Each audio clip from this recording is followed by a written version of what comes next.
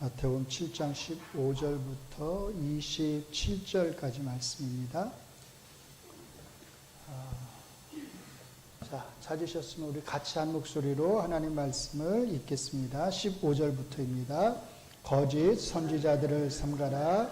양의 옷을 입고 너희에게 나아오나 속에는 노략질하는 일이라. 그들의 열매로 그들을 알지니 가시나무에서 포도를 또는 엉겅퀴에서 무화과를 따겠느냐. 이와 같이 좋은 나무마다 아름다운 열매를 맺고 못된 나무가 나쁜 열매를 맺나니 좋은 나무가 나쁜 열매를 맺을 수 없고 못된 나무가 아름다운 열매를 맺을 수 없느니라. 아름다운 열매를 맺지 아니하는 나무마다 찍혀 불에 던져지느니라. 이러므로 그들의 열매로 그들을 알리라. 나더러 주여 주여 하는 자마다 다 천국에 들어갈 것이 아니요 다만 하늘에 계신 내 아버지의 뜻대로 행하는 자라야 들어가리라. 그날에 많은 사람이 나더러 이르되 주여 주여 우리가 주의 이름으로 선지자 노릇하며 주의 이름으로 귀신을 쫓아내며 주의 이름으로 많은 권능을 행하지 아니하였나이까 하리니 그때에 내가 그들에게 밝히 말하되 내가 너희를 도무지 알지 못하니 불법을 행하는 자들아 내게서 떠나가라 하리라. 그러므로 누구든지 나의 이 말을 듣고 행하는 자는 그 집을 반석 위에 지은 지혜로운 사람 같으리니 비가 내리고 창수가 나고 그 집에 부딪히되 무너지지 아니하나니 이는 주추를 반석 위에 놓은 까닭이요 나의 이 말을 듣고 행하지 아니하는 자는 그 집을 모래 위에 지은 어리석은 사람 같으리니 비가 내리고 창수가 나고 바람이 불어 그 집에 부딪힘에 무너져 그 무너짐이 심하니라. 아멘. 오늘은 우리 소요리 문답 제38문을 함께 공부해 보도록 하겠습니다. 제38문은 이제 그 소요리 문답 107문답 중에 이제 그 교리적인 부분의 마지막에 해당합니다. 제가 문을 읽고 여러분이 답을 읽도록 하겠습니다. 제38문 신자들은 부활 때에 그리스도로부터 어떤 유익들을 받습니까?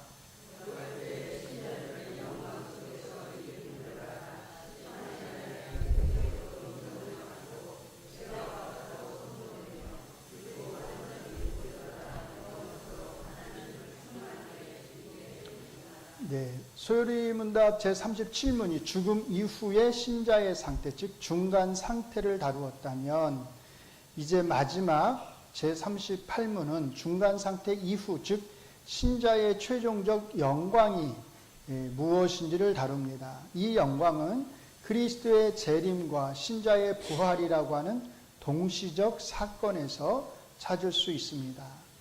제38문은 신자들이 부활해서 얻게 되는 유익에 대해 다음과 같은 사실들을 알려줍니다. 신자들이 부활 때에 그리스도로부터 얻게 되는 유익들, 크게 네 가지를 말하고 있는데요. 같이 읽습니다. 첫째, 영광 속에서 일으킴을 받게 됩니다. 둘째, 심판의 날에 공개적으로 인정을 받게 됩니다. 셋째, 심판의 날에 공개적으로 죄가 없다고 선언을 받게 됩니다. 넷째, 완전히 복을 받아 영원토록 하나님을 충만하게 즐기게 됩니다. 소요리 문답 제38문을 바르게 이해하기 위해서는 먼저 제37문에 대한 바른 이해를 가지고 있어야 합니다. 제38문은 제37문을 전제로 해서 말해주고 있기 때문입니다. 제37문에서 우리는 신자들의 죽음 이후 상태와 관련해서 두 가지를 보았습니다. 첫째, 뭐였죠? 완전히 거룩하게 되어 즉시 영광 속으로 들어간다, 이것이었어요. 자, 이것은 명확하게 언급되고 있지는 않지만 뭘 가리키는 거죠? 신자의 영혼의 상태를 가리키는 것이었습니다. 그리고 즉시 영광 속으로 들어간다고 하는 말은 어디로 가는 거예요? 하나님이 계시는 하늘로 가게 됨을 뜻하는 것이었습니다. 이런 사실은 웨스트민스터 대요리 문답에서 아주 분명하게 언급되었습니다. 같이 읽습니다. 시작. 비가시적 교회의 지체들이 죽음 이후에 즉시 그리스도와 누리게 되는 영광 속에서의 교통은 그들의 영혼이 완전히 거룩하게 되어서 가장 높은 하늘로 받아들여지게 되는 것인데, 자, 이렇게 소요리 문답 제37문은 죽음 이후 신자의 영혼 상태를 가장 높은 하늘에 있는 것으로 묘사합니다. 둘째, 죽은 몸과 관련해서는 뭐라고 말하냐면 육신은 여전히 그리스도와 연합하여 부활 때까지 어디서요? 그들의 무덤에서 쉰다라고 말합니다. 자, 이런 배경하에서 제38문은 신자들이 부활 때에 그리스도에게서 얻게 되는 유익들에 대해 말합니다. 첫째, 같이 읽습니다. 부활 때에 신자들은 영광 속에서 일으킴을 받게 됩니다. 소요리 문답 제37문에 비춰볼 때 이것은 무덤에서 쉬던 뭐요? 육신과 관련된 언급임을 알 수 있습니다. 영광 속에서 일으킴을 받는다고 하는 말은 영광 속에서 살아남을 얻게 된다는 뜻입니다. 죽음 이후 신자의 영혼은 죽나요? 죽지 않나요? 죽지 않잖아요. 그렇죠? 죽지 않고 하늘에서 계속 살아있는 상태. 살아있는 상태니까 의식이 있는 상태를 말하는 거예요. 의식이 있는 상태로 있기 때문에 여기에서 살아남을 얻게 되는 것은 무덤에서 쉬던 뭐요? 신자의 육체임을 알 수 있습니다. 이렇게 그리스도께서 재림하실 때에 무덤에서 쉬던 신자의 육체는 영광 속에서 다시 일으킴을 받게 됩니다. 그리고 이것이 함축하는 것은 같이 읽습니다. 부활 때의 신자의 육체와 영이 다시 어떻게 해요? 한 몸을 이루게 된다는 것입니다. 온전한 인간 존재의 모습을 비로소 갖추게 되는 것입니다. 그렇게 온전한 인간 존재의 모습으로 새로워진 이 땅에서 사는 것입니다. 여기서 우리는 한 가지 중요한 사실을 알 수 있습니다. 죽음 이후 신자의 영혼의 상태가 하늘에서 하나님의 얼굴을 배우는 매우 영광스러운 상태이긴 하지만 그런데도 이 상태는 인간 존재의 완전함의 상태와 관련해서는 불완전한 상태라는 것입니다. 완전한 상태가 아니라는 거죠. 왜 그렇겠어요? 이 중간 상태에서 신자의 영혼과 육체가 어떻게 되어 있는 거예요? 서로 분리된 상태로 있기 때문입니다. 신자는 죽기 전에 이 땅에서 영혼과 육체를 지닌 온전한 인간으로 존재했듯이 지금 우리가 그렇게 존재하잖아요. 신자가 다시 온전한 인간 존재의 모습으로 살게 되는 것은 언제예요? 부활하여서 부활 후에 이 새로워진 땅에서입니다. 그러므로 신자는 죽기 전이든 부활 때이든 영혼과 육체가 하나인 온전한 인간 존재로 살게 되는 것은 항상 이 땅에서입니다. 그러므로 인간 존재의 입장에서 볼 때 죽음 이후 영혼과 육체가 분리되어 있는 상태보다는 자, 같이 읽습니다. 부활하여 영혼과 육체가 다시 하나가 되어 있는 이 새로워진 땅에서의 상태가 더 좋은 상태라고 말할 수 있습니다. 그러므로 우리는 다음과 같이 말할 수 있습니다. 첫째, 같이 읽습니다. 죄인된 몸으로 이 땅에서 영혼과 육체가 하나 된 상태로 살아가는 것보다는 죽음 이후 신자의 영혼이 거룩하게 되어서 즉시 가장 높은 하늘에서 하나님을 배우는 상태가 더 좋은 상태입니다. 그렇죠. 그래서 바울 사도도 야, 나는 빨리 그리스도와 함께 있고 싶어. 근데 너희 때문에 내가 여기 있는 거야. 이렇게 말하잖아요. 자, 둘째, 같이 읽습니다. 시작. 부활 때에 무덤에서 쉬던 육체가 다시 일으킴을 받아 육체와 영혼이 다시 하나가 되는 온전한 인간 존재로서 이 새로워진 땅에서 영원히 하나님을 배우는 상태가 가장 좋은 상태입니다. 최고의 상태인 거죠, 이때가. 자, 제가 이거를 굵은 글씨로 해놨는데 굵은 글씨로 안 돼 있나요? 둘째, 굵은 글씨 파란색이어야 되는데 다른 게 갔나 보네. 같이 읽습니다. 심판날에 공개적으로 인정을 받게 됩니다. 사실 신자와 불신자의 운명은 육체적인 죽음과 함께 갈리게 됩니다. 신자의 영혼은 하나님이 계시는 하늘로 가게 되지만 불신자의 영혼은 어디로 던져지는 거예요? 이미 지옥으로 던져지기 때문입니다. 신자의 부활 때 있을 심판은 이미 결정되어진 신자와 불신자의 이 운명이 이제 우주적인 차원에서, 개인적인 차원이 아니라요, 우주적인 차원에서 행해지는 하나님의 심판대 앞에서 어떻게 해요? 공개적으로 모두가 보는 가운데서 선언되는 것입니다. 마태복음 7장 21절로 27절과 25장 31절로 46절이 이것을 잘 보여줍니다. 오늘 저희가 읽은 본문이 마태복음 7장 15절부터 읽었잖아요. 그래서 이 본문은 따로 읽지 않겠습니다. 이 말씀, 오늘 우리가 읽은 말씀은 마지막 심판과 관련된 말씀입니다.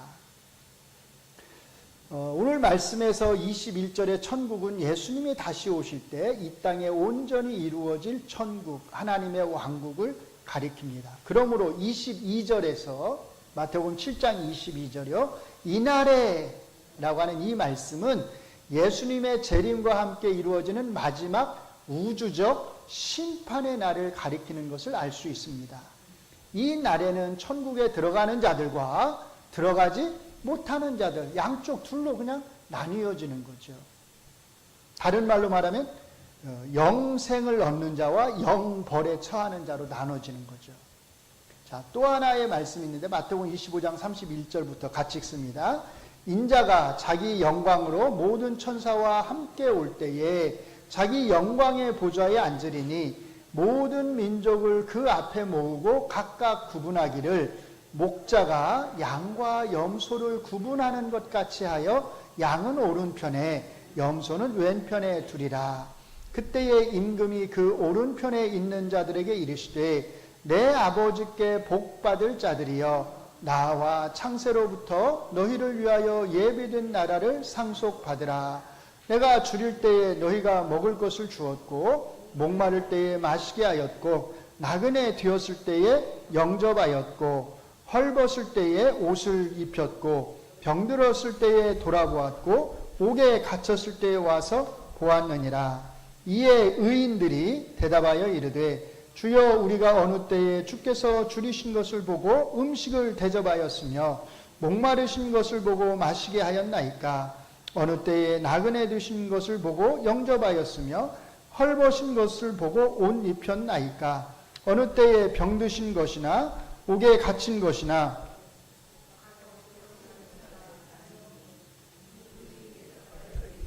내가 진실로 너희에게 이르노니 너희가 여기 내 형제 중에 지극히 작은 자 하나에게 한 것이 곧 내게 한 것이니라 하시고 또 왼편에 있는 자들에게 이르시되 저주를 받은 자들아 나를 떠나 마귀와 그 사자들을 위하여 예배된 영영한 불에 들어가라. 내가 줄일 때에 너희가 먹을 것을 주지 아니하였고 목마를 때에 마시게 하지 아니하였고 영접하지 아니하였고 헐벗을 때에 옷 입히지 아니하였고 병들었을 때와 옥에 갇혔을 때에 돌보지 아니하였느니라 하시니 그들도 대답하여 이르되 주여 우리가 어느 때에 주께서 줄이신 것이나 목마르신 것이나 나그네 되신 것을 옥에 갇히신 것을 보고 공양하지 아니하더이까. 이에 임금이 대답하여 이르되 내가 진실로 너희에게 이르노니 이 지극히 작은 자 하나에게 하지 아니한 것이 곧 내게 하지 아니한 것이니라 하시리니 그들은 영벌에 의인들은 영생에 들어가리라 하시니라. 아멘. 이게 지금 프린트물이 잘못 갔네요. 제가 보니까. 아이고 이게 7페이지여야 되는데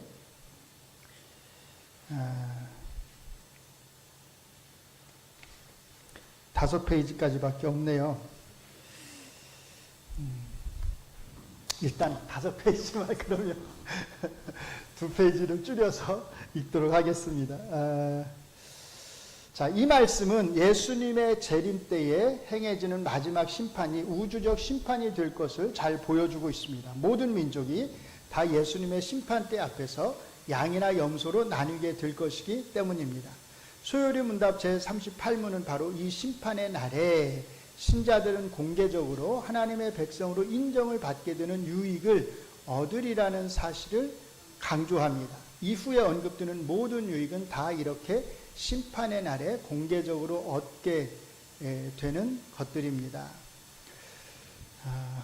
우리 부목사님 안 계시구나. 그냥 해야 되겠네요. 자, 셋째 같이 읽습니다.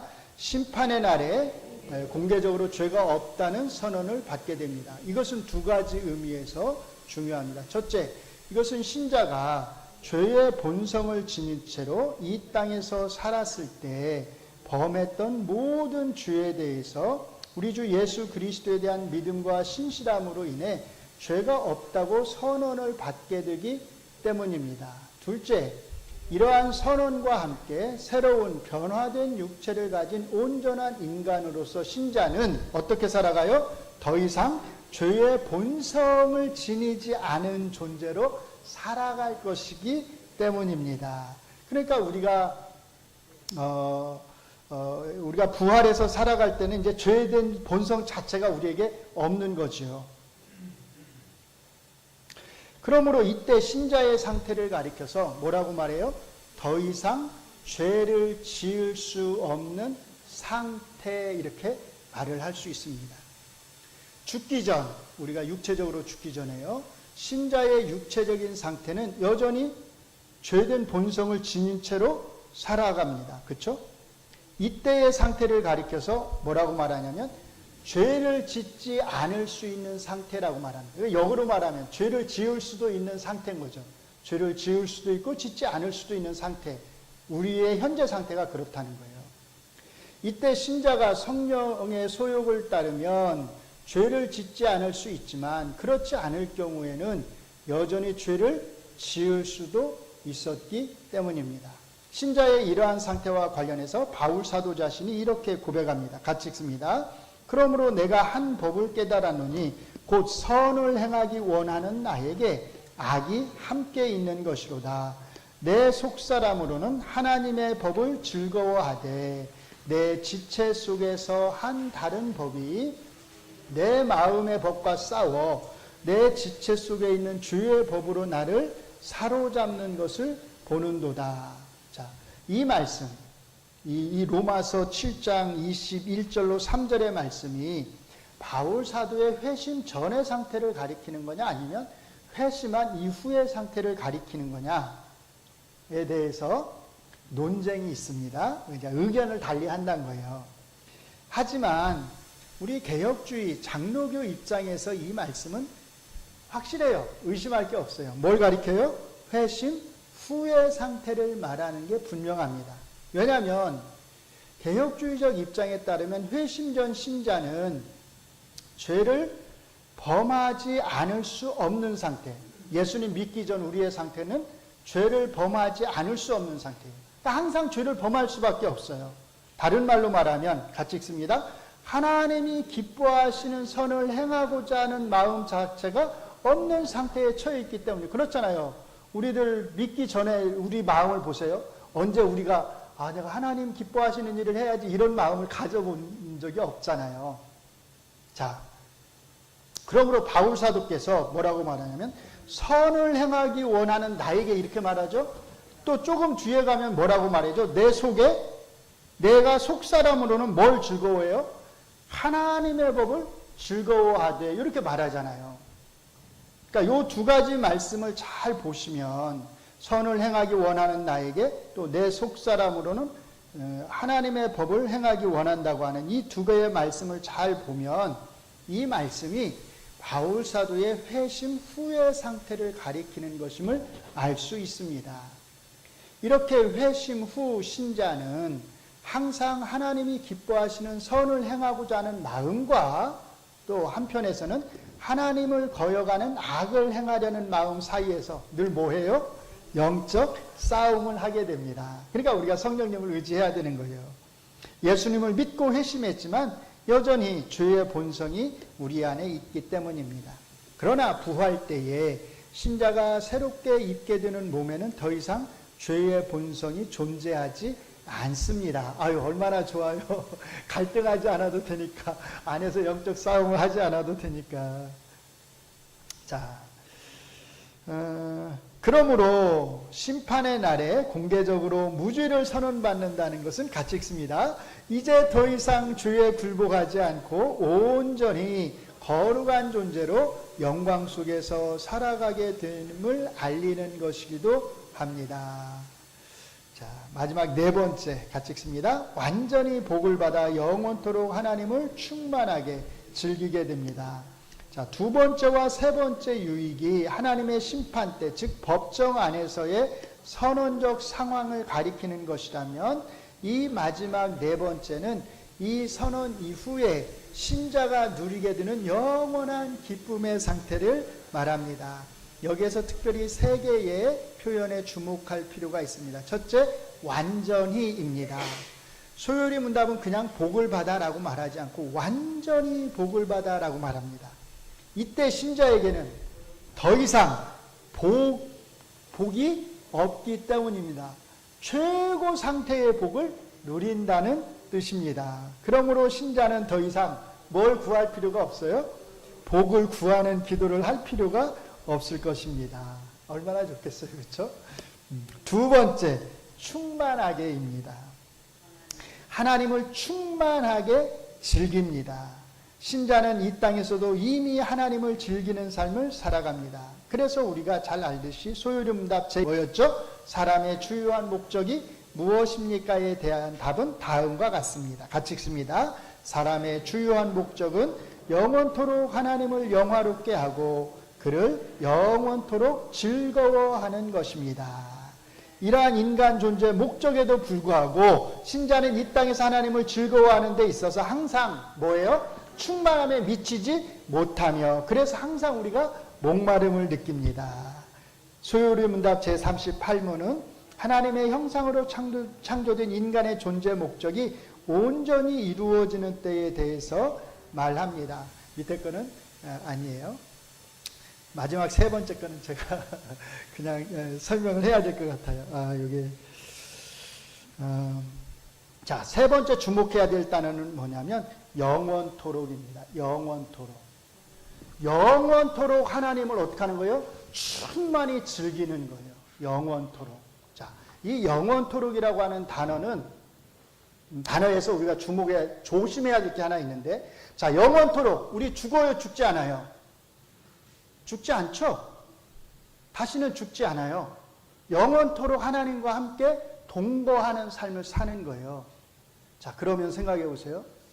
인간에게 영원성이라고 하는 속성이 생기는 걸까요? 우리에게 영원성의 속성이 있다는 뜻일까요? 영원히 죽지 않으니까 우리에게 영원성이라고 하는 속성이 있다는 걸 의미할까요? 그렇지 않다는 것이에요. 영원성이라고 하는 속성은 누구에게만 있는 거냐면 하나님에게만 있는 거예요. 하나님에게만. 그러니까 우리가 영원토록 하나님을 충만히 즐긴다고 해서, 우리가 죽지 않고 산다고 해서 하나님에게만 있는 이 영원성이라고 하는 속성, 이 비공유적 속성, 하나님이 인간과 함께 가지고 있지 않는 이 속성을 우리도 갖게 된다는 걸 의미하는 게 아니에요. 우리가 죽지 않고 영원히 살 것이지만, 우리가 죽지 않고 영원히 사는 이 삶은 우리가 영원성이라는 속성을 가져서가 아니라 우리는 여전히 피조물로 영원히 사는 거예요. 이게 중요해요. 우리가 영원토록 살지만 그렇다고 해서 우리가 피조물이 아닌 게 아니에요. 우리는 영원히 계속 피조물로 영원히 사는 거예요. 그 말이 무슨 말이냐면, 우리가 죽지 않고 영원히 사는 것은 하나님의 은혜로 우리가 죽지 않고 산다는 뜻이에요. 죽지 않는 것이 본질적으로 우리 안에 있다는 말이 아니라, 하나님이 이렇게 표현해도 된다면 하나님이 우리를 죽이지 아니하신다는 거예요. 사실 우리는 죽을 수 있는 존재, 왜? 피조된 존재로 있는 거니까 계속해서. 하나님이 우리를 죽이신다면 우리는 죽을 수밖에 없는 존재인데, 하나님이 우리를 죽이지 아니하시고 우리와 함께 사는 것을 하나님이 즐거워하신다는 거예요. 그러니까 우리에게 은혜를 베푸시는 거죠. 그래서 우리는 영원히 사는 것입니다. 그러니까 그때 우리는 어떤 상태에 이르게 되냐. 하나님이 이스라엘 백성들에게, 또 신약에서 성도들에게 요구한 것, 내가 거룩하니 너희도 거룩해라. 이 말씀이 온전히 이루어지는 거죠. 거룩하신 하나님 앞에서 우리가 거룩한 모습으로 살게 되는 거예요. 소요리 문답 1문에서 했던 하나님을 영원토록 즐거워하는, 이게 우리에게 주어져 있는 blessed hope, 복된 소망입니다. 이 소망을 위해서라면 예수님이 뭐라고 말하냐면, 야, 이 땅에서 너희 모든 것을 다 포기하고 이거 하나 꽉 붙들면 돼, 이렇게 말씀을 하시는 것이에요. 이 땅의 그 어떤 것보다도 이 소망 하나가 최고니까요. 우리가 그렇게 살아갈 수 있기를 바랍니다. 이 소망을 가지고 얼마나 좋아요. 더 이상 죄도 짓지 않고 거룩한 모습으로 거룩하신 하나님 앞에서 우리가 함께 복된 동거를 누린다고 하는 것이 얼마나 놀라운 일입니까? 우리 모두가 그런 소망 가운데서 정말 잘 살아갈 수 있기를 바랍니다. 기도하겠습니다. 하나님 감사합니다. 우리에게 참 복된 소망을 주셔서 우리가 정말 영원토록 충만하게 온전히 하나님을 즐길 수 있는, 하나님과 함께 동거하며 살아갈 수 있는 그런 소망을 주신 것을 감사합니다. 이것을 위해서 너희는 모든 것을 버리고 나의 십자가를 짊어지고 나를 따라오라고 주님이 말씀하셨습니다. 잘 계산해 보라고. 잘 계산해 보면 무엇이 정말로 값지고 소중한 것인지를, 우리가 무엇을 선택해야 할지를 너무나 분명히 알 수 있다고 말씀해 주셨습니다. 우리에게 정말 좋은 것을 선택하게 해주신 것을 감사합니다. 우리의 이 선택이 결코